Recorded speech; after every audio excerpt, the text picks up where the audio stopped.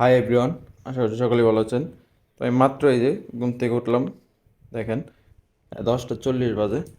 ঘুম থেকে উঠে আমার গ্লাসটা খুললাম, জানালাটা খুলেই যা দেখলাম, দারুণ একটা জিনিস দেখলাম। তারপর ভাবলাম যে আপনাদের সাথে বিষয়টা শেয়ার করে রাখি।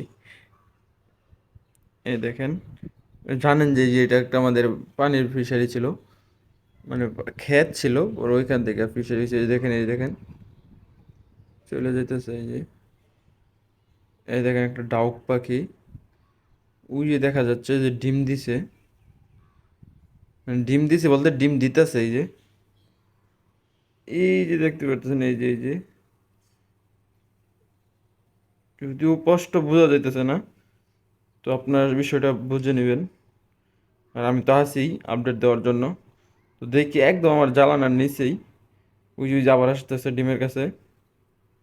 এই যে এই যে ডিমের উপরে বসতেছে, এই যে মাশাল্লাহ, কি সুন্দর দৃশ্য। আমার রুমের পেছনেই। তো সকলেই পাশেই থাকবেন, ইনশাল্লাহ কি হয়, ডিমগুলো কি আদৌ ফুটে, বাচ্চা ফুটে বের হয় নাকি, তো সব কিছু আপনাদেরকে জানাবো। তো এর আগে একটা ভিডিওতে বলছিলাম যে বালি হাঁস, অনেকগুলো বালি হাঁস। তো বালি হাঁসগুলো ঠিকই আছে, কিন্তু আপনার ওই ডিম বাচ্চা করছে না এখন তৈরি, সামনে পড়ে নাই, কিন্তু বালি হাঁসগুলো আছে এই এরিয়ার ভিতরেই। ওই যে বিশেষ করে ওই যে বাউন্ডারিটা না, ওই যে জংলা দেখা যেতেছে, ওই জংলার দিকে বেশি সব গেছে গা। তো যাই হোক,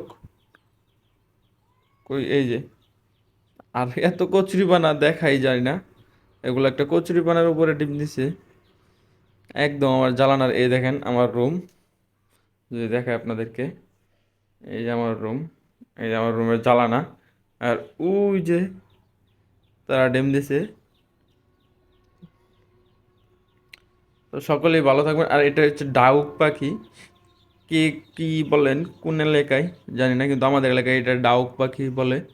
তো এটা মাদি, সম্ভবত না শিওর, নটগুলা লম্বা থাকে বেশি।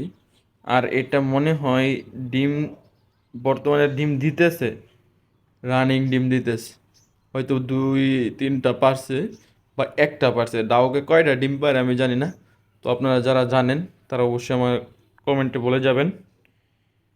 তো আশা করছি সকলে ভালো থাকবেন। আল্লাহ হাফেজ।